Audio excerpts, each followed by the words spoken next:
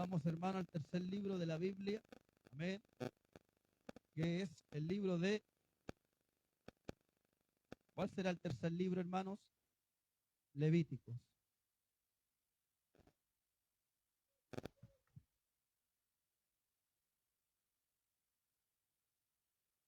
Gloria a Dios. Libro de Levíticos, hermanos. Allá está la palabra del Señor en esta tarde. Amén.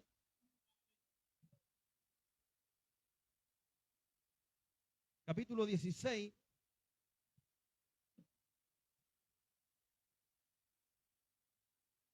Capítulo 16, versículo 33.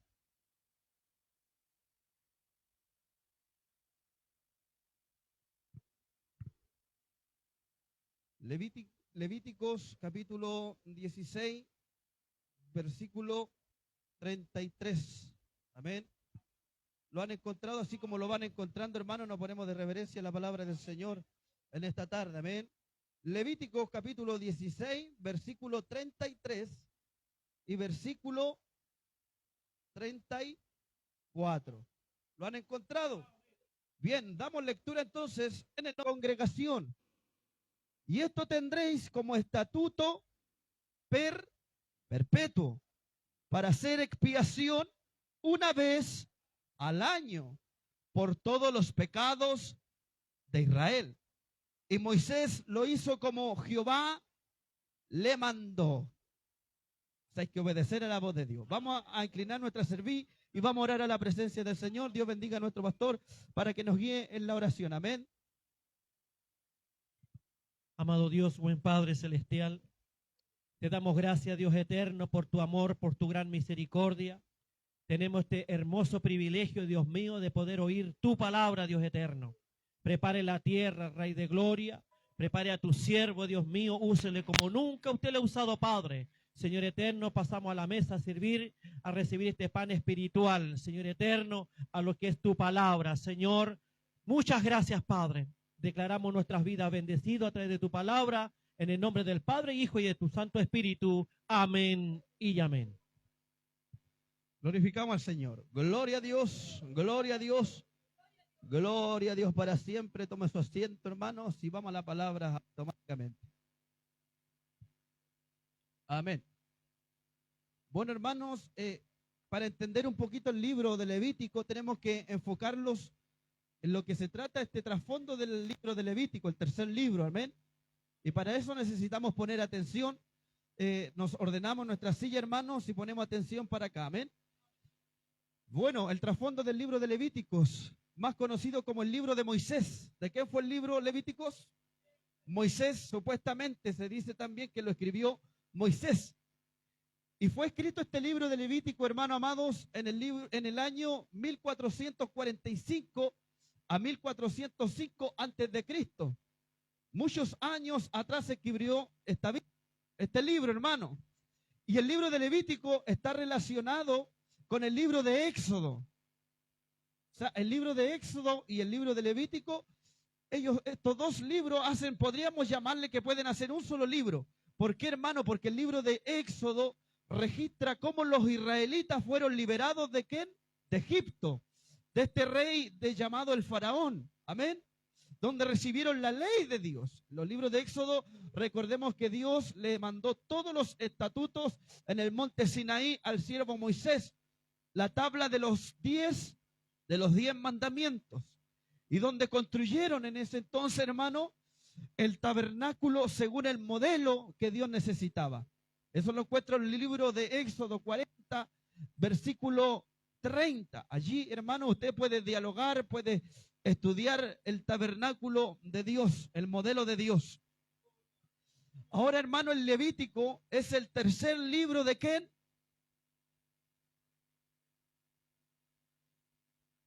De David, ¿no? Por hermano. El libro de Moisés, amén, donde más de 50 veces afirma que contiene la palabra y revelación directa de Dios.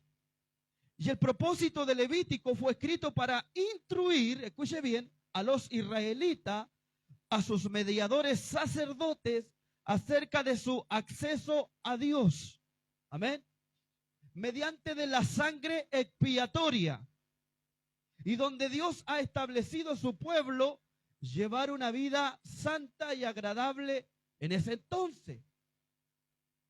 Y la visión panorámica de este libro, Levíticos, ante todo Levítico presenta temas muy importantes. Uno de los temas y características que saqué el día de anoche, hermano. Y las características que nos enseña el libro de Levítico, nos enseña la expiación y la santidad. Amén. Eso lo habla en Levítico capítulo 1 y en el capítulo 16. El libro de Levítico nos enseña y nos da instrucciones de los sacrificios. Alabado sea el nombre del Señor.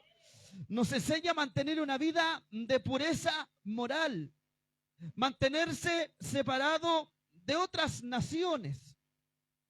Y nos relata las características de las ceremonias que se hacían en ese entonces y la adoración a Jehová, al Dios Todopoderoso. Amén. Y eso, hermano, para que usted me entienda, todos estos sacrificios que se hacían en el Antiguo Testamento. Amén.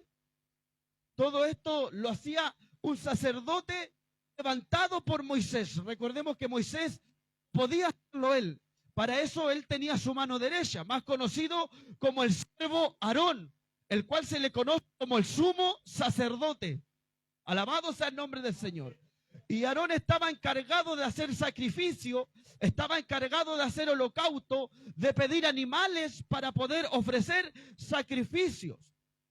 Y Aarón era la única finalidad de entrar al tabernáculo, al templo, era poder para que todos los pecados, toda la inmadurez espiritual de Israel fueran perdonados. Porque si el sumo sacerdote no hubiese entrado, hermano, al tabernáculo, la ira de Dios iba a descender sobre el pueblo de Israel. ¿Me entiendes la palabra? Así se trataba, hermano, la ley de Dios en el Antiguo Testamento. Era muy fuerte, era muy estricto nuestro Dios. Y ahora en la actualidad, hermanos, en Israel, una nación muy mirada por las noticias, en la actualidad, ellos todavía hacen estas cosas. Amén. En la actualidad de la fiesta de la expiación de Israel, en el año 1973, una coalición de ejército, hermano, esto es verdad. En el año 1973, una coalición, ¿qué quiere decir? Un grupo de ejércitos árabes liderados por egipcios, sirios, irrumpieron sorpresivamente a Israel en el día 6 de ese tiempo, de ese mes, justamente el día de la fiesta de Yom Kippur. Amén. Esta fiesta Yom Kippur es muy conocida actualmente en el año 2024 en Israel. Si usted va a Israel, hermano, ellos, si usted le pregunta qué es lo que es la fiesta, hermano, Yom Kippur, ellos les van a decir qué es lo que se trata de eso. Bueno, y cuando atacaron estos hombres a Israel, el ataque era de recuperar la península de Sinaí, debido a que el territorio en ese entonces Israel lo había ganado. Por eso que los egipcios y los sirios en el año 1973 entraron a atacar a ese pueblo para agarrar la península que los israelitas tenían y ahora lo tienen, hermano. Y esta guerra duró aproximadamente 6 días. Muy poco, ¿ah? En 1967, donde cesa el fuego y se le llama la guerra de Yom Kippur. Y Yom Kippur, escúchelo bien, hermano, es la sexta fiesta llamada en la Biblia el día de la expiación. Actualmente eso es. Yom Kippur es el día de expiación. En el significado diccionario español podemos decirle en donde en esa fiesta se juntan todos los israelitas y hacen una fiesta para poder pedir perdón por la expiación en el Antiguo Testamento. O sea, es un mandato porque leíamos recientemente que Dios dijo ahí, esto será perpetuo, será decretado hasta los confines de la tierra. En Israel, no acá. No acá en el Nuevo Testamento, para acá no. Pero en el Antiguo Testamento esto tenía que hacerse, hermano. Y comúnmente esta fiesta se le conoce como el Día del Perdón, una fiesta muy importante y solemne en el año judío. Se celebraba una vez al año. Amén. Era una fiesta muy importante, más importante que la fiesta Pesach, que significa el Día de las Pascuas, allá en Israel. Era más importante que la fiesta de Sukkot, que los de los tabernáculos. era la fiesta de oración. Escúchelo bien, cuando ellos hacen esta fiesta llamada Yom Kippur, lo celebraron ellos hace muy poco, ellos se cierran y hacen un día expiatorio en donde ellos hacen oración, van al muro de los lamentos y se juntan todos los israelitas y se cabecean ahí y oran en ese muro. Ellos ayunan actualmente también en el muro de los lamentos, una vez al año. Allá, hermanos, se cierra la carretera en Israel. Se cierra, se corta todo lo que es telecomunicaciones porque Israel entrará en una fiesta expiatoria. Alabado sea el nombre del Señor, a su nombre. Y lo encontramos con Levítico 16:33, amén, en donde dice la palabra del Señor así: y hará expiación por el santuario santo y el tabernáculo de reunión. También hará expiación por el altar, por los sacerdotes y por todo el pueblo de la congregación. ¿Cuál es la importancia de esta fiesta, hermano? ¿Qué es lo que significa? Y el concepto de la expiación se refiere, hermano amado, a la eliminación, a la purificación del pecado, del mal o de malas prácticas de un pueblo o de una persona, y así restablecer la armonía con Dios. Amén. En el Antiguo Testamento se llevaba a cabo de diferentes sacrificios que se realizaban en el tabernáculo o en el templo. Y uno de los sacrificios que se mencionan, hermano, en este texto bíblico, que hacía un sumo sacerdote por el santuario, en el tabernáculo o en el altar. Y se habla que solo el sumo sacerdote tenía acceso. O sea, los israelitas no podían entrar. Solamente tendría que entrar, ¿quién? Un sumo sacerdote. Porque si hubiese entrado, hermano, un israelí, por ejemplo, no sé, un hermano de nosotros, sin ser sacerdote, hubiese muerto automáticamente, como les pasó a los dos hijos de un sumo sacerdote, que no tuvieron temor y se metieron al altar, al templo, y murieron por no ofrecer sacrificios primeramente. Amén. Nadie podía entrar, hermano, a ese lugar, solo el sumo sacerdote lo podía hacer. Una vez al año, el día de la expiación, llamado Yom Kippur. Y se entraba, hermano, el sumo sacerdote al menos tenía que entrar máximo 3 veces en el día. 3 veces tenía que entrar el sumo sacerdote, donde entraba y salía. Entraba y salía, y después, última vez, entraba, digo conmigo, y salía. 3 veces en el día entraba el sumo sacerdote. Amén. Entraba al lugar santísimo. Y detrás del velo había la primera entrada. Recordemos, hermanos, ¿cuántos se acuerdan lo que la hermana Baitiara hace mucho tiempo nos explicó sobre los tabernáculos? Donde había un acceso primeramente, no era llegar y entrar al tabernáculo, había una cortina, me recuerdo yo, ¿cierto? Habían 3. Y acá, ¿no es cierto?, nos enseña la Biblia. La primera entrada se entraba un incenso aromático encendido con brasas de altar del bronce. O sea, imaginemos a este sumo sacerdote entrando por primera vez. Se entraba con un incienso aromático encendido con brasas de altar al bronce. El altar de los sacrificios era para perfumar con el propiciatorio la cubierta del arca del testimonio, llamada o más conocida como el asiento o el sitio de misericordia. Eso lo habla en 16:3, hermano. Ahí dice la Biblia eso. La segunda vez que entraba el sumo sacerdote, se entraba con sangre de becerro sacrificado por sus propios pecados y por los de su familia, que era rociada 7 veces. ¿Qué significa el número 7? El número perfecto de la creación de Dios. Recordemos que en el candelabro que está acá, ¿cuántas puntas tiene con encendición arriba? 7. El número perfecto de Dios. Lo que demuestra, hermano, donde Dios se le representa también el número 7 a él, hermano. Y cuando entraba por segunda vez, el sacerdote rociaba la sangre con su dedo hacia el lado oriental. Imagínate a este sacerdote con su dedo esparciendo sangre en el propiciatorio. Eso lo habla el versículo 14. Y la tercera vez y última, se rociaba sobre el propiciatorio y delante con la sangre del macho cabrío, sacrificado en expiación por el pecado del pueblo. Versículo 15. Todo esto fue realizado por Aarón, el ayudante de Moisés, Aarón fue el sacerdote enviado por Jehová y fue ayudante de Moisés. Eso lo habla capítulo 16 del 1 al 34. Amén. ¿Quién fue Aarón? El sumo sacerdote y ayudante de quién? De Moisés. Amén. ¿Cuáles eran los motivos o qué tenían que hacer los israelitas para cubrir su pecado? En el capítulo 15, hermano, nos habla de la impureza física. Y acá vamos a pedirle, hermano, que tengamos madurez en este tema, porque muchas veces no se toca este tema por el hecho de que a algunos les da vergüenza. Amén. ¿Cuáles eran los motivos de por qué tenían que hacer esto ellos? ¿Qué tenían que hacer los israelitas para cubrir su pecado? Bueno, en el capítulo 15, hermano, nos habla de la impureza física sobre el varón, no de la mujer. Eso lo habla en el versículo 15. Y lleva por título en el capítulo 15, impureza física. Amén. En el capítulo 15 nos habla de la impureza física sobre el varón, conocido como el flujo de semen. Amén. Y esto se trata de una enfermedad genital o inusual, y cuando esto ocurría, se debía aislar al varón o al hombre para no transmitir la infección. El criterio más frecuente en estos tiempos es más conocido como la gonorrea. Claro, también. Amén. Dios les bendiga, hermano.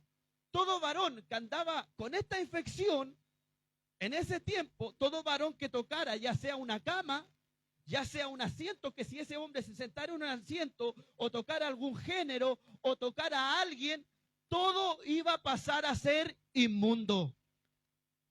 Oh, qué terrible, hermano, este tema. Y cuando se hubiera limpiado el varón, cuando se le haya quitado el flujo, o se le terminara su infección, el hombre podía ser limpio ceremonialmente después de un periodo de 7 días.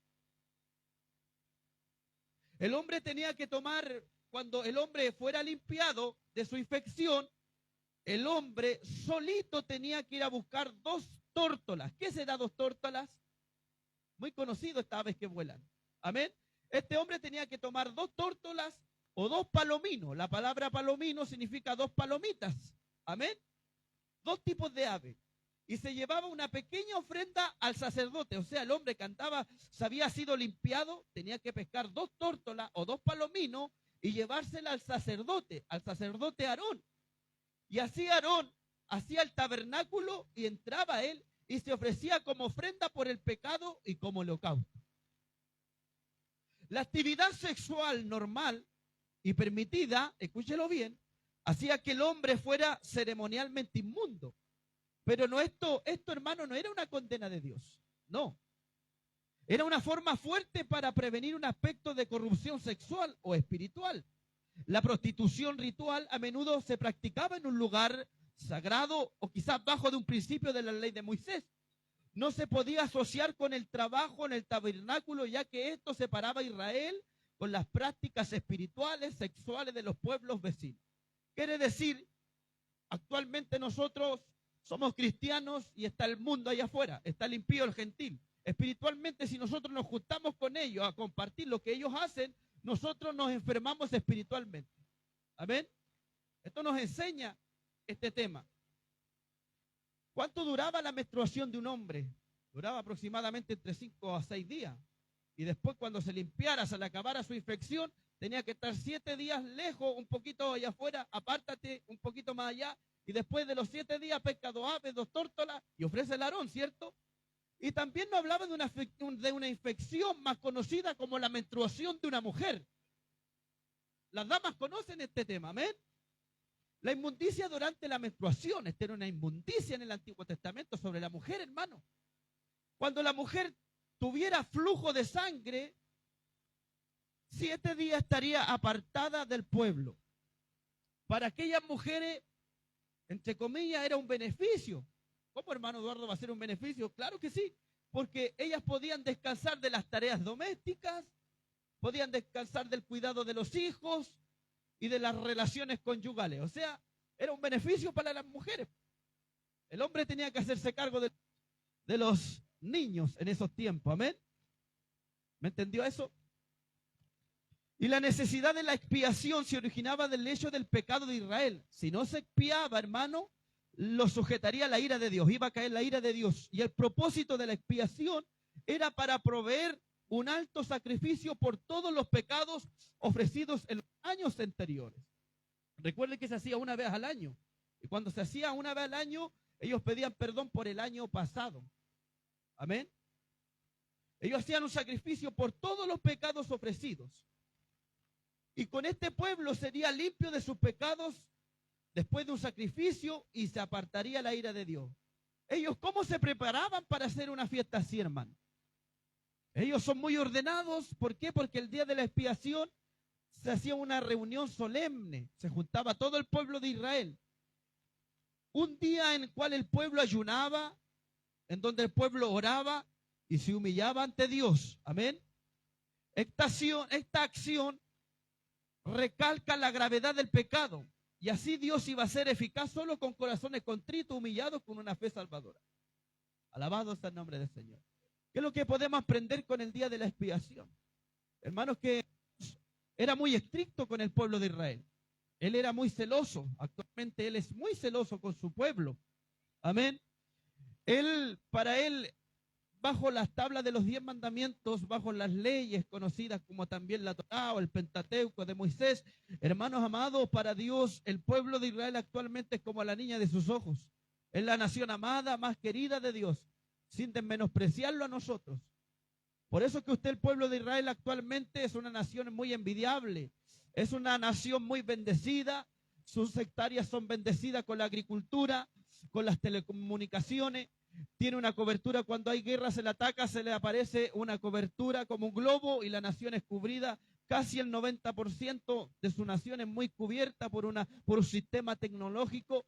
Actualmente Dios en esos tiempos, hermano, era muy estricto con el pueblo de Israel porque quería que Israel adorara solamente a Dios, no a dioses ajenos, menos a becerros ni cosas raras, hermano. ¿Me entendió eso? Por eso que se hacían sacrificios en ese entonces. Y no era llegar a hacer un sacrificio cualquiera, no. ¿Qué es lo que se tenía que tomar para hacer un sacrificio, hermano? Se podía agarrar un cordero, se podía agarrar un macho cabrío, se podía agarrar, ¿qué cosa más? Lominos, tórtolas, ¿qué más? Becerros, cabras, todos estos tipos de animales se tenía que hacer para hacer sacrificio. ¿Y cuál era la finalidad para hacer sacrificio, hermano? Para poder pedir perdón a su Dios. ¿Entraba todo el pueblo de Israel al altar, al tabernáculo, o entraba uno? Entraba uno. ¿Quién era?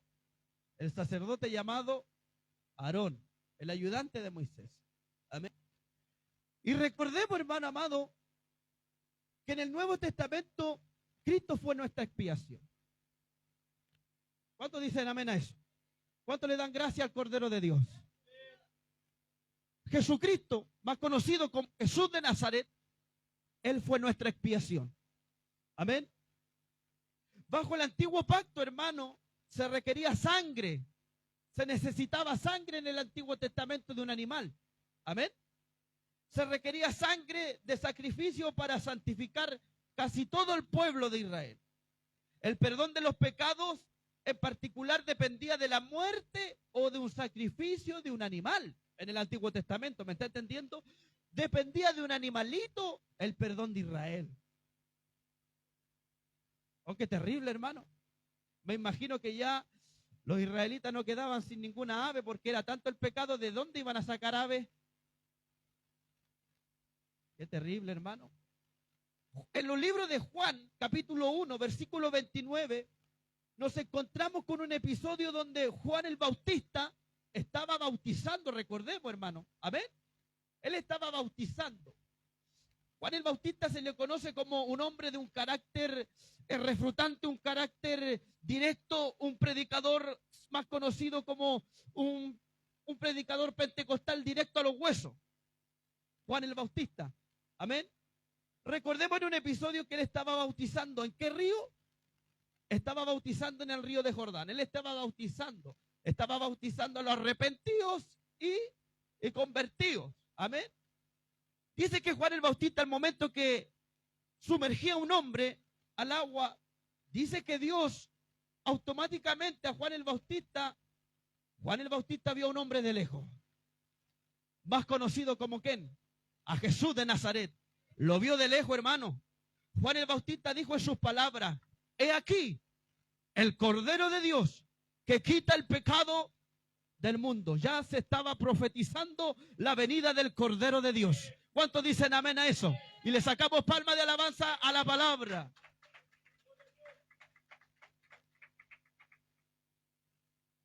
Juan el Bautista lo dijo en su palabra. El significado del Cordero era un animal que se sacrificaba para pedir perdón a favor del pueblo. Amén. En Levítico, cada israelita buscaba su propio cordero para sus sacrificios. Amén. O sea, el que pecaba, pescaba su corderito y se lo llevaba a Aarón. No para que se lo coma Aarón, no. Era para poder ofrecer sacrificio y ser perdonado. Amén. En Levítico, cada israelita buscaba su propio cordero para su sacrificio. Pero ahora es Dios mismo, hermano amado, quien provee la víctima. En el Nuevo Testamento, Dios mismo va a proveer de una víctima. ¿Me está entendiendo eso? El Cordero de Dios.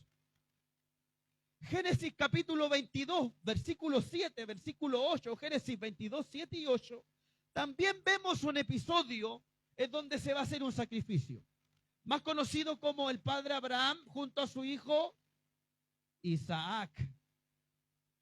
Amén. En donde Isaac iba a ser ofrecido, hermano, en un altar. Recordemos eso, iba con el padre. Amén. Y donde Dios le dice a este varón: van a ir allí al monte y van a hacer sacrificio. Recordemos que este padre de este joven nunca dudó. Incluso dice que al momento de que el padre puso al joven en el altar, a Isaac, hermano, dice en ese entonces que Dios le dijo: no lo hagas, porque el animal no es tu hijo. Alabado sea el nombre del Señor. Y Isaac averiguaba y le preguntaba dónde estaba supuestamente ese cordero para el holocausto. Y Abraham le dijo a su hijo: Dios va a proveer. Amén.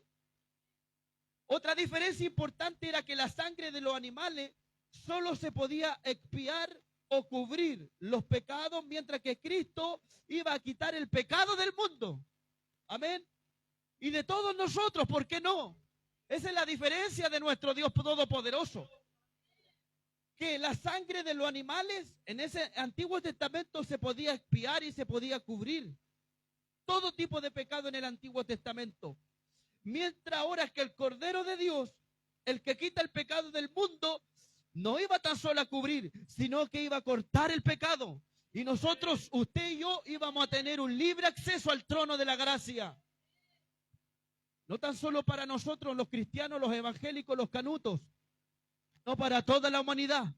Para el drogadicto, para la prostitución, para el delincuente, para el que está privado de libertad, para nuestros vecinos. La sangre de Cristo es expiación para nuestros pecados. Solo la sangre de Cristo tiene poder para perdonar, hermanos. Alabado sea el nombre del Señor. Isaías capítulo 49, versículo 6, versículo 7 dice: el profeta Isaías, hermano, estaba testificando, estaba anunciando en sus palabras proféticas de algo. Mire, escuche bien este tema y tómelo en el área espiritual. Isaías 49, 6, 7, dice Isaías con esta palabra. Dice: poco es para mí que tú seas mi siervo, para levantar las tribus de Jacob y para restaurar el remanente de Israel. También te di por luz de las naciones, para que sea mi salvación hasta los postreros de la tierra. Estaba anunciando la venida de un cordero, la venida de alguien. Amén. Y cuando Isaías hablaba con estas palabras, Isaías se traducía, o él nos enseñaba de que iba a venir una restauración de Israel para el futuro y la salvación para el creyente. Actualmente Israel es bendecido. Gracias a Dios la salvación llegó para usted y para mí. Amén. ¿Estamos de acuerdo en eso? Lamentablemente a Israel no le espera un tiempo bueno más adelante, en la tribulación. Amén. Pero aún así, como Dios ama tanto a Israel, En la segunda venida, nuestro Dios Todopoderoso vendrá a cuidar y a levantar al pueblo de Israel, a guardarlo y a cuidarlo de lo que el diablo va a hacer en ese entonces. Isaías 53:10 dice, con todo eso Jehová quiso quebrantarlo. Mira Isaías cómo habla proféticamente, 53:10.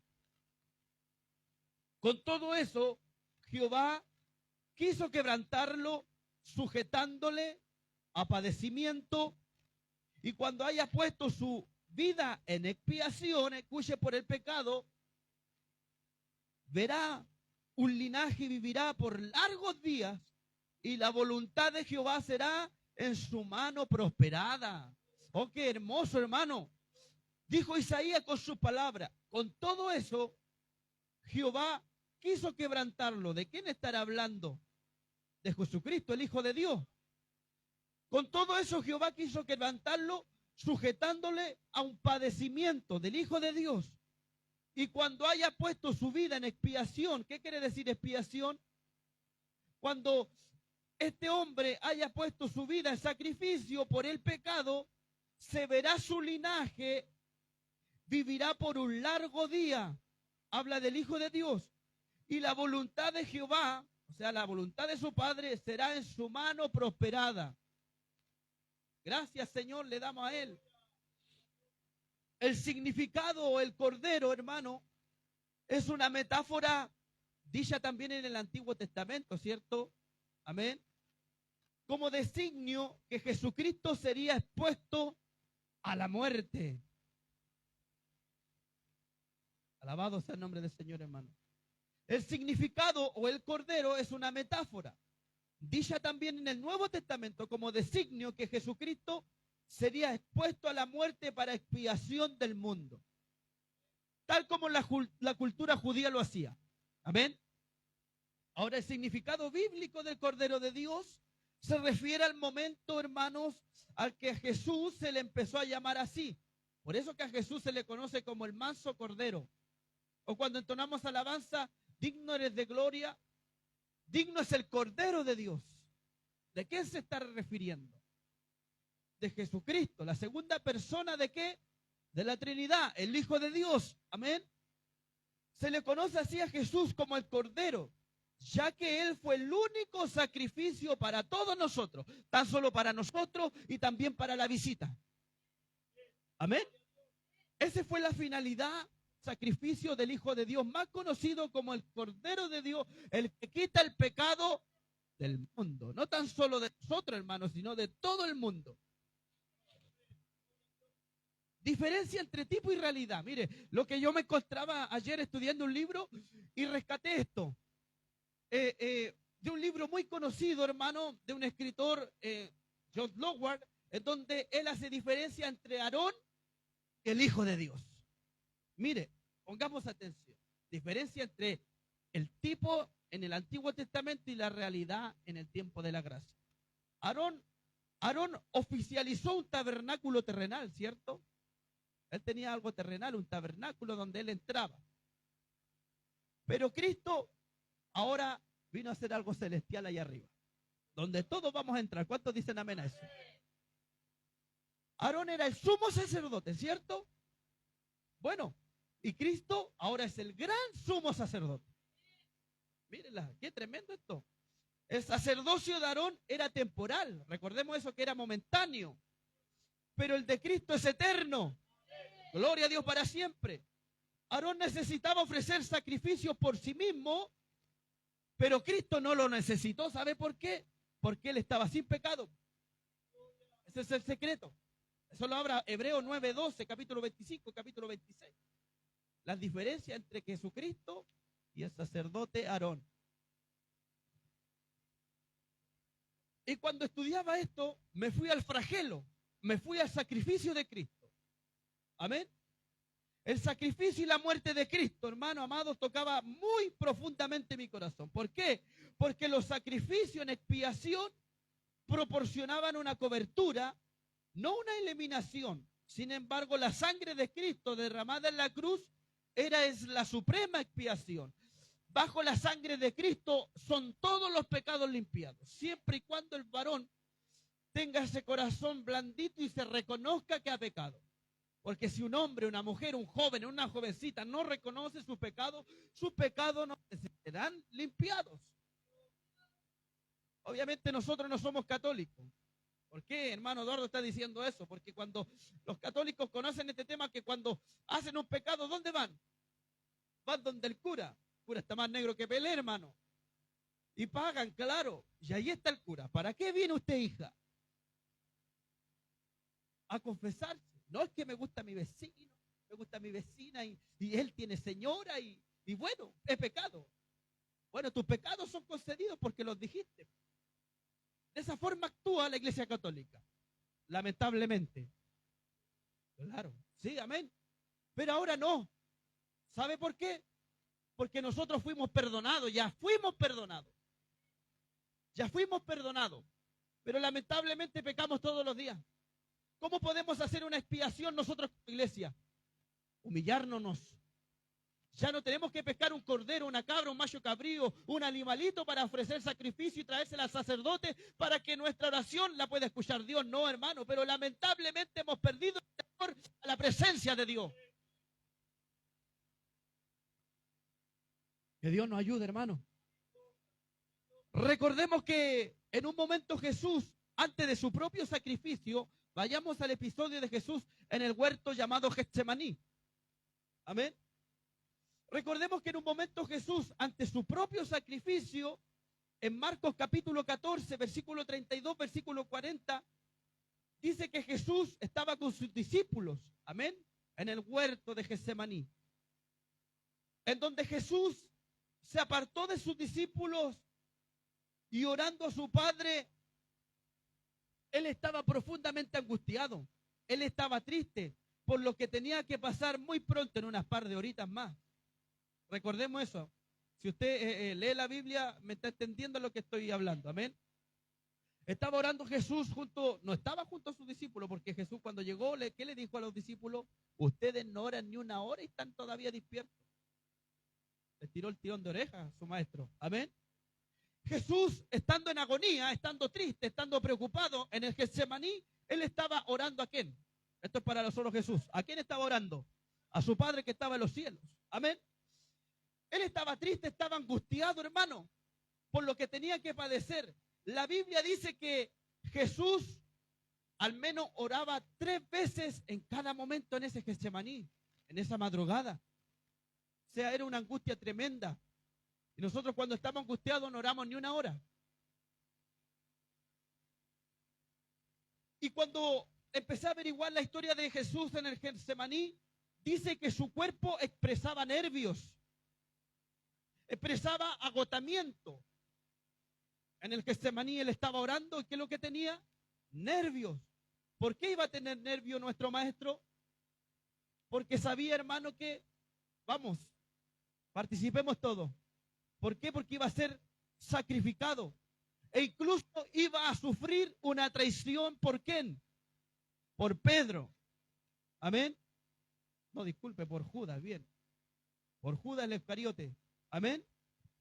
Entonces su cuerpo estaba nervioso y estaba en agotamiento. Lucas 22, 44 dice la palabra del Señor así. Y estando en agonía, oraba muy intensamente. Era sudor como gotas de sangre. Oh, qué terrible, hermano. ¿Cómo estaba nuestro Padre? Nuestro Jesús, nuestro Maestro.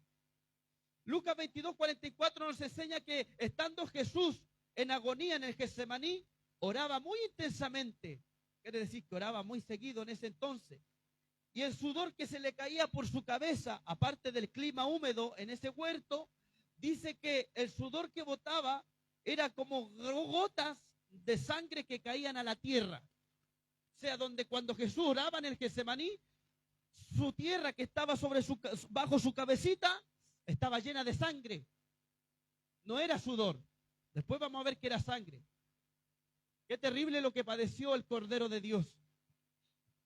Este fenómeno en la medicina, en los doctores, hermanos, se le conoce como hematohidrosis.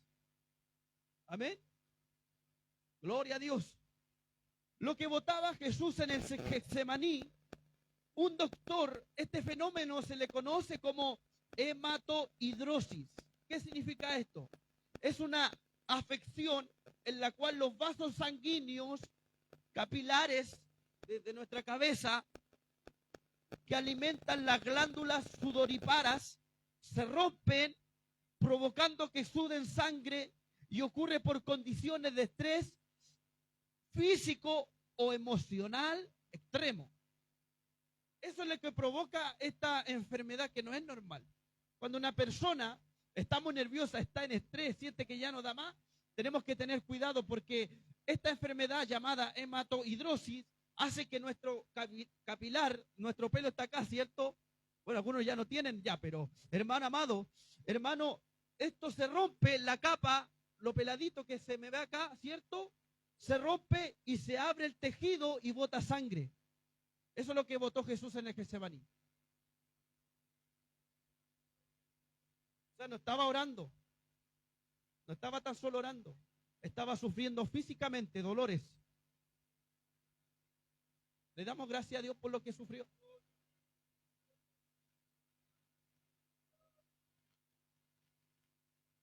Y me fui al flagelo de Cristo, muy conocido por los grandes teólogos, una palabra flagelo como algo muy humillante para nuestro maestro. El flagelo de Dios, el flagelo de Cristo, el Hijo de Dios.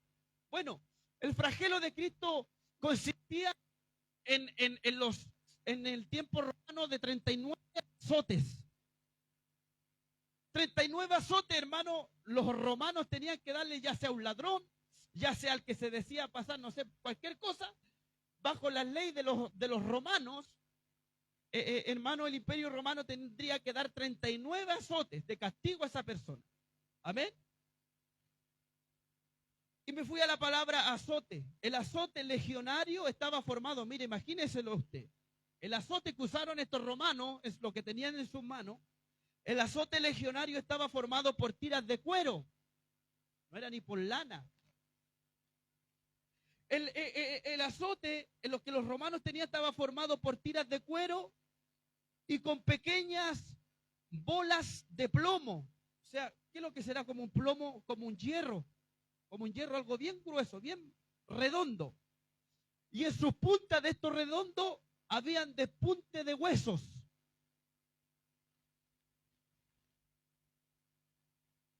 Despunte de hueso quiere decir que como los romanos tenían experiencia en atacar, en guerra, en golpear, pescaban, se dice que los romanos sabían acudir a un animal que ojalá tuviese los huesos bien gruesos y afilarlo para ponerlo en las puntas del azote.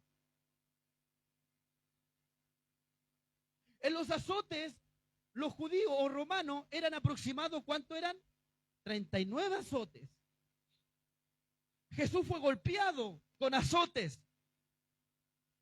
Los golpes, fue golpeado a golpes, le quitaron su ropa, le pusieron un manto rojo, usando ramas. O sea, le quitaron la ropita que andaba trayendo el maestro, lo desnudaron, lo dejaron en paños menores y le tiraron rama encima de él. Y le tiraron un paño rojo, como diciendo, bueno, ahí está su rey. Oh, qué terrible, hermano. Los romanos usaron ramas con espinas, siendo una cruz y un palo en su mano derecha. Luego los soldados se mofaban de él.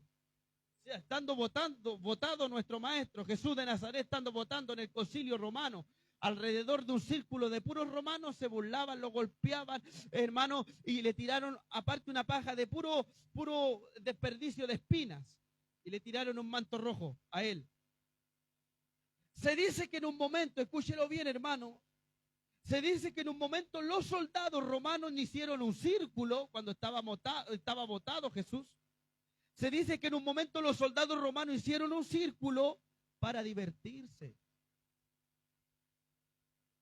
con Jesús y empezarlo a golpear tanto en su cuerpo como en sus partes íntimas.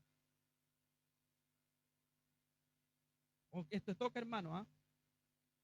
Los golpes, a pesar de que le pegaban en sus partes íntimas, sufrió golpes y sufrió hematomas en sus cabezas. O sea, Jesús recibió golpes en sus partes íntimas, en su cabeza, tanto así de llegar a escupirlo, hermano.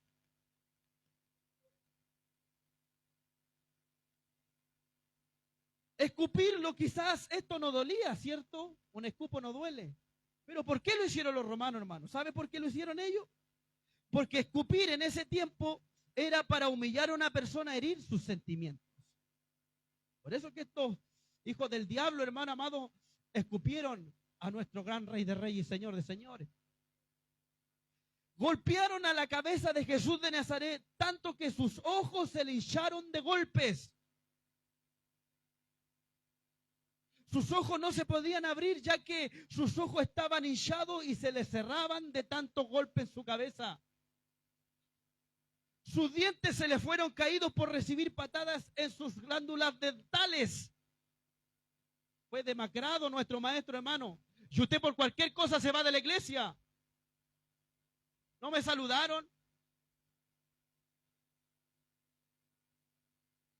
Él recibió patadas en todas sus partes, extremidades de su cuerpo, pero aún así el Cordero de Dios no abrió su boca.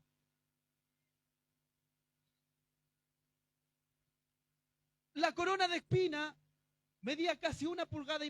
¿Cuánto será eso, 1,5 pulgadas en la wincha chilena?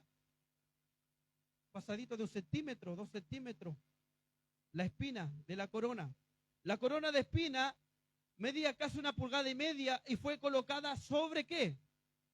Sobre la cabeza, ¿cierto? Para clavarlas, incrustándola no tan solo aquí, sino que tocó su cerebro. Le reventó la cabeza a esta corona de espina, hermano. Esta corona de espina fue clavada en su cabeza, reventándole sus vasos sanguíneos, acercándose al cráneo. Y llevar heridas pulsantes, sangre sobre todo su cabello. O sea, su cabello, hermano, estaba mojado estilando en sangre. Aparte del sudor, yo creo que ya a Jesús no le quedaba ni sangre, hermano. Tanto así que también tuvo que llevar algo encima de él después de su caminar. ¿Qué es lo que llevó? La cruz más conocida, la cruz del Calvario. La cruz en la cultura romana generalmente estaban en 2 partes y que pesaba entre 125 kilos a 145 libras o kilos. Era una madera muy bruta con astillas gruesas y tenía que llevarse a un destino para así llevar a la persona humillada a la crucifixión. Amén. Era muy pesada una madera. Yo con suerte me puedo una bolsa de cemento. Pero el maestro tuvo que padecer el triple de esto.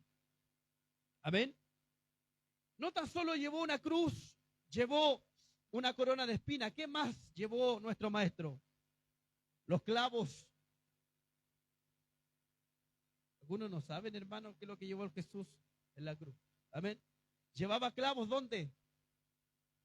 En las manos, en los pies. Alabados al nombre del Señor. El clavo era un material con el que se elaboraban los clavos y correspondía al bronce o un hierro. Era muy grueso el clavo. Por lo general, cualquier tipo de material resistente, su origen dentro de la Biblia proviene del lenguaje hebreo que en su momento se refería a estaca y para mantener las paredes en la casa. Pero ¿sabe lo que más me interesó que Jesús hizo en la cruz? Los clavos no lo sujetaron a él. Esos clavos que nosotros veímos en las películas, en la Pasión de Cristo, usted lo puede imaginarse. Los clavos, hermano amado, no lo sujetaron al Mesías. ¿Sabe lo que lo sujetó? El amor por ti.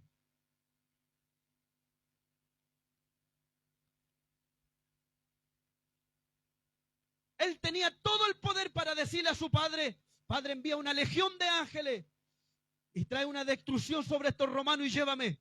Pero no lo hizo. Él quiso estar colgado en el madero, hermano. Es verdad, los clavos le sujetaban, pero más allá, espiritualmente, el amor por ti, eso lo mantuvo ahí arriba. En el monte de la calavera, en el monte Gólgota. No fueron los clavos, fueron el amor por ti, visita, por cada uno de nosotros. Gloria a Dios para siempre. No fueron los clavos, que lo que fue el amor por la humanidad. Hermano amado, Y cuando estudiaba este tema, me fui a un doctor muy conocido que ya murió como hace 10 años atrás. Un hombre llamado Ron Watts. Ron Watts. Un testimonio de un doctor. Y este doctor, hermano, era un explorador aficionado a la arqueología bíblica y un afirmador de evidencia. Esto es lo que se especializaba este hombre llamado Ron Watts. Fue un explorador aficionado a la arqueología, le gustaba averiguar lo antiguo, y sobre todo las bases bíblicas, y era un afirmador en la evidencia que él investigaba. Lo que hizo él, investigó sobre la sangre de Jesús y el arca del convenio. Este doctor estaba en un evento, en un gimnasio, hermano, y se le acerca una mujer, esto es verdad. Una mujer se le acercó, aprovechó que estaba el doctor y le dijo estas palabras a esta mujer, una espectadora, en un evento, estando presente este doctor arqueólogo, Ron White, y le pregunta a esta mujer, usted dijo que hizo examinar la sangre supuestamente de Jesús, con ayuda de científicos israelí. ¿Cuál fue la determinación de usted, doctor? Ok, le dijo el doctor, la sangre que yo rescate de Jesús está seca, porque se fue hace mucho tiempo, ¿cierto? Ok, dijo el doctor, la sangre está seca, y cuando está seca, la sangre está muerta, ¿cierto? ¿O no? ¿O está viva la sangre? Está muerta, está seca por mucho tiempo. ¿Cómo la pilló este doctor? Este doctor fue allá al monte Gólgota, hermano, donde fue crucificado Jesucristo. Y recordemos que la cruz era incrustada en un hoyo, ¿cierto? Para sujetar la cruz, ¿cierto? En un hoyo. Bueno, este doctor se fue, pescó unos científicos israelitas y llevó, hermano amado, a todos estos científicos y llegaron donde estaba en ese tiempo la cruz de Jesús. Hicieron excavaciones, no tan grandes tampoco, y llegaron a la conclusión que pillaron una sangre, justo donde fue crucificado Jesucristo. Amén. Y este doctor le dijo, la sangre que hemos pillado está muerta, es sangre muerta, es obvio. Todo el mundo sabe eso. ¿Está correcto? Sí.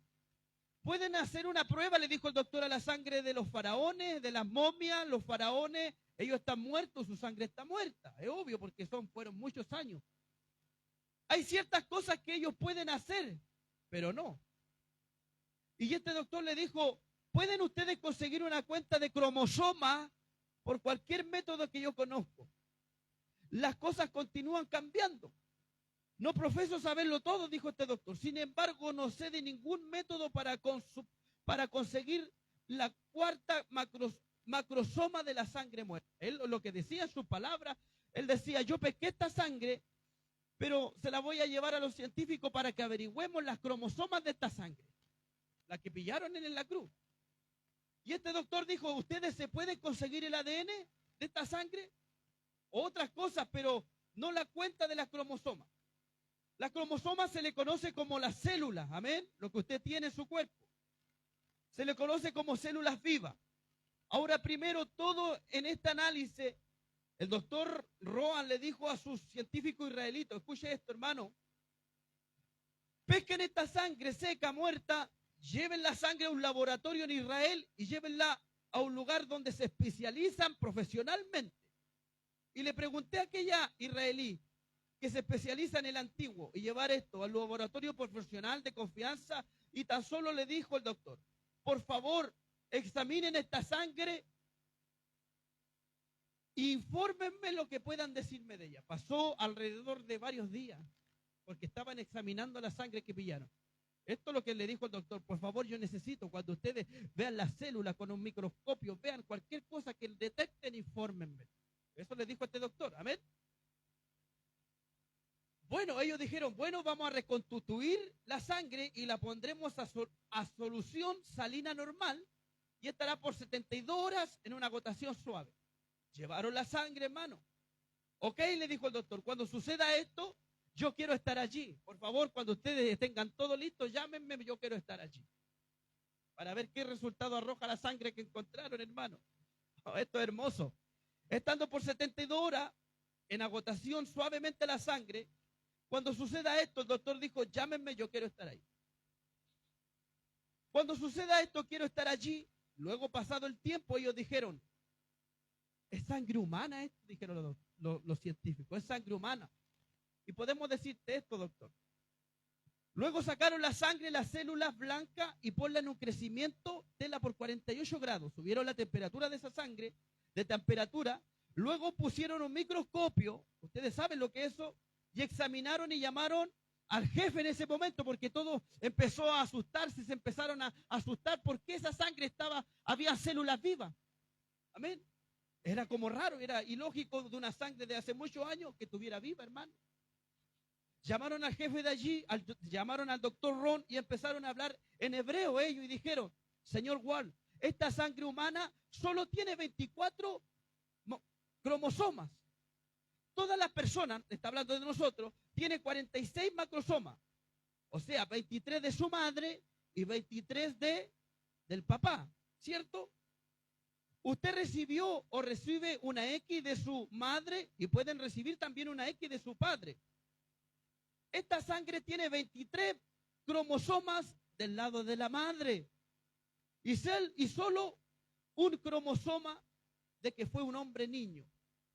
No hubiese podido desarrollarse, no tuviese los autosomas de la madre, de manera que todas sus características físicas vienen de una determinación por el lado de la familia de la madre. Qué coincidencia que Jesús nació solamente ¿de quién?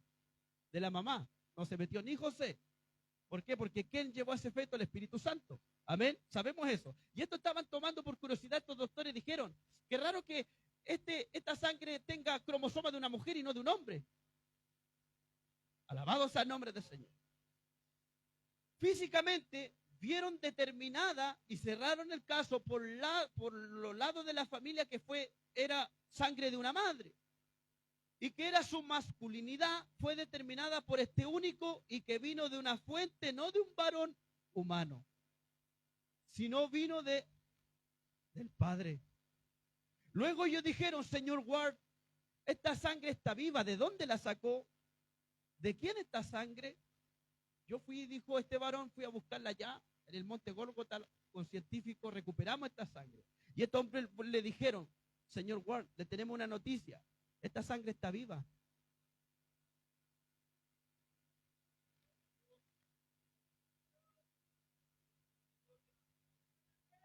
Él no está muerto, hermano.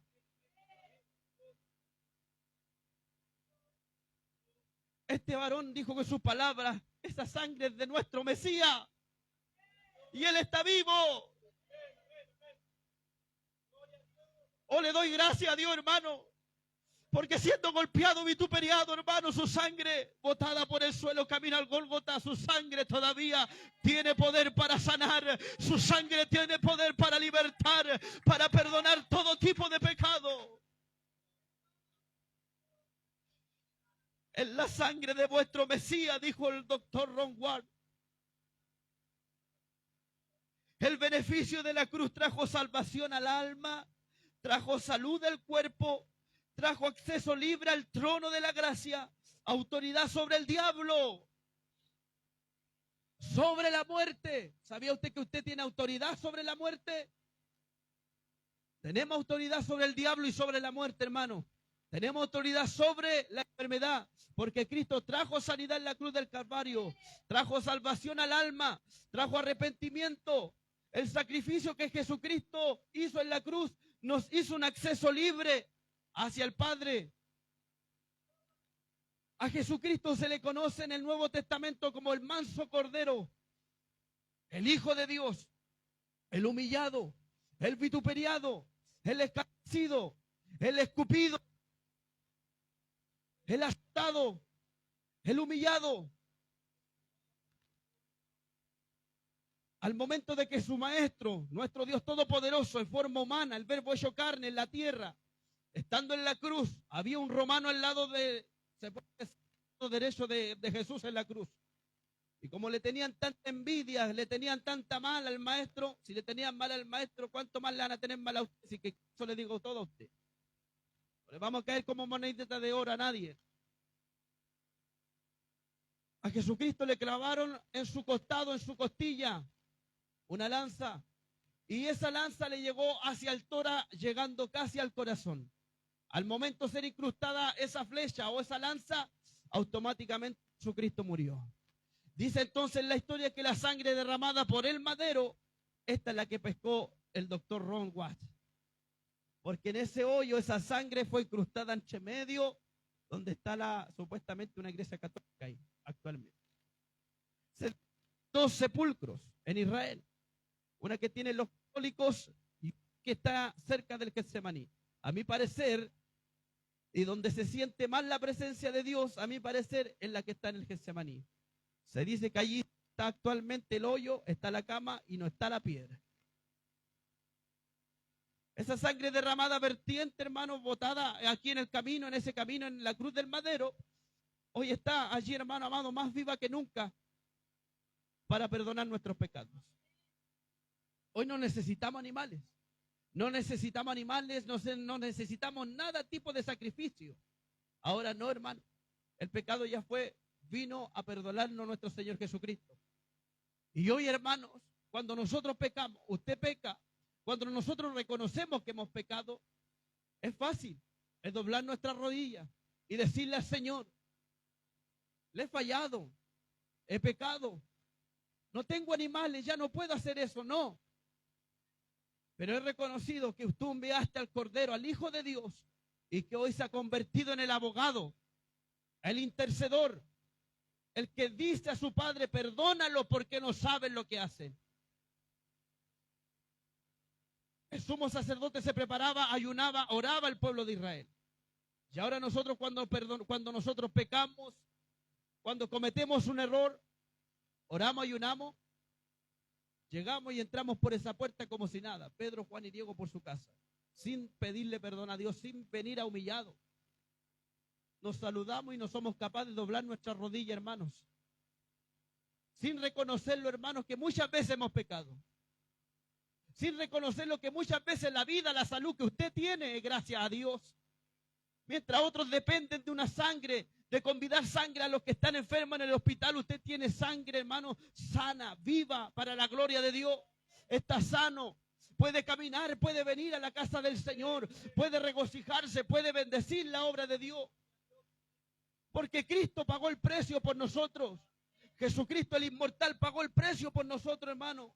Por eso le damos gracias a Dios por todo lo que Él hizo, por todo lo que Él hizo en nuestra vida, hermanos. La vida de la carne en la sangre está. Este pasaje presenta la razón por el derramamiento de la sangre del animal expiatorio y su significado para la expiación se asociaba a la sangre de un animal con su vida. Así que la sangre se expiaba el pecado humano a costa de la vida de un animal. Era el pago de su lugar. Este principio de la expiación de Cristo era para recibir salvación bajo el nuevo pacto. Cuando Jesucristo derramó su sangre en la cruz, Él entregó su vida por la vida del pecador. ¿Cuántos pecadores levantan su mano y le dan gracias a Dios? Yo soy el primer pecador. Gracias, Señor amado. Su sangre es de infinito valor y da por resultado la perfecta salvación de todos los que lo aceptaban y lo siguen. ¿Sabía usted que la sangre de Cristo tiene poder? ¿Sabía usted que la sangre tiene poder para lavarnos nuestros pecados? Y cuando usted ora, hermano, no tomemos como la sangre de Cristo como algo que nos cubra, así como algo, como es cuando alguien se coloca unas cadenas, una cosa así, amuleto. No tomemos muchas veces la sangre así cuando decimos la sangre me cubre. No lo tomemos como amuleto, no. ¿Sabe por qué? Porque la sangre es algo de temor. Y la sangre de Cristo nos puede decir para lavar nuestros pecados. ¿Sabe por qué? Porque a nuestro lado acampa el ángel de Jehová. Está el Espíritu Santo. Y la sangre de Cristo tiene poder, es verdad, pero para perdonar los pecados tuyos, los míos. Todo tipo de pecado tiene poder la sangre. Amén. Así que ahora, hermano, ya no necesitamos corderito. No necesitamos palomino ni tórtola. ¿Qué necesitamos? A Cristo en nuestro corazón. Yo no sé si tú le has fallado el día de ayer, le has fallado en este día, en la mañana, o sientes que ya le has hecho mucha falta a Jesucristo, al que dio la vida por ti. Amigos, hermanos, vecinos, visita, cada uno de los que están viéndonos a través de la transmisión. La sangre de Cristo está a libre acceso para todos nosotros. Y la sangre en esta tarde nos ha enseñado que la sangre nos lava, nos perdona y nos limpia. Y la sangre de Cristo está aquí. ¿Sabía usted que la sangre de Cristo está en este lugar? para perdonar, para limpiar tus pecados. Quizá usted puede decir, yo no soy ladrón, yo no soy narcotraficante, yo no me prostituyo, yo no robo, no, nada. Pero hemos pecado en distintas áreas. Usted más allá lo sabe. ¿En qué cosa ha pecado usted? ¿En qué cosa he pecado yo? Todos los vamos a quedar calladitos en esta tarde. Amén. Pero le hemos pecado en este día a Cristo. Y no necesitamos de un sumo sacerdote para que entre al tabernáculo, al templo, no. Necesitamos solamente nuestra disposición para entrar. Ahora nosotros, no el sacerdote. Ahora nosotros. Amén. Nos ponemos de pie a la palabra del Señor.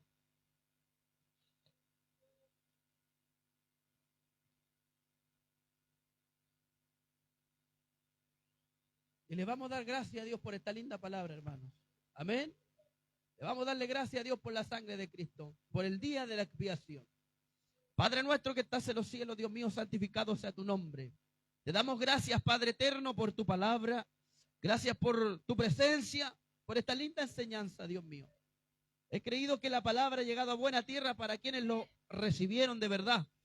Dios mío, gracias por tu palabra, por tu enseñanza.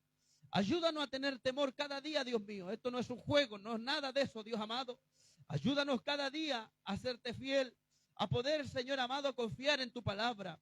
Enséñanos cada día, Señor, a entrar al trono de la gracia, Señor, con todo temor, sabiendo que su Hijo amado, derramando su cruz, su sangre allí en la cruz del Calvario por todos nosotros. Señor, gracias por el sacrificio tan cruento que usted hizo por nosotros. El sacrificio que hizo por cada uno de nuestros vecinos, ¿por qué no? El sacrificio que hizo por el ladrón, por el violador, por todos ellos, usted lo hizo. Y hoy está aquí, Señor amado, para perdonarnos. Perdona nuestras ofensas, Señor, nuestros pecados. Como nos hemos levantado por la mañana, perdónanos, Señor. Perdona nuestras ofensas, Dios mío, nuestro caminar, nuestro pensamiento. Saca todo aburrimiento, flojera en esta mañana, Señor amado. Perdónalo, Dios mío, somos siervos inútiles, Jesús. Lo queremos perfecto, Dios mío, pero no somos así.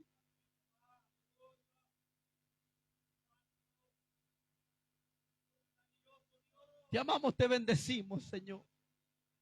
Gracias por tu sangre derramada en la cruz del Calvario. Que esa sangre derramada, Señor, sea esparcida en este lugar, Dios amado. Para que tu sangre nos pueda lavar, nos pueda perdonar, nos pueda limpiar. Y que este sacrificio lo llevemos incrustado en nuestro corazón. Oh Dios mío, gracias por todo, Señor, por tu palabra. En esta hora de la tarde te doy gracias por esta linda enseñanza, el día de la expiación. Gracias, Señor amado, por todo en el nombre de Jesús. Amén y amén. Gloria a Dios, gloria a Dios, gloria a Dios para siempre. Dios les bendiga, hermano.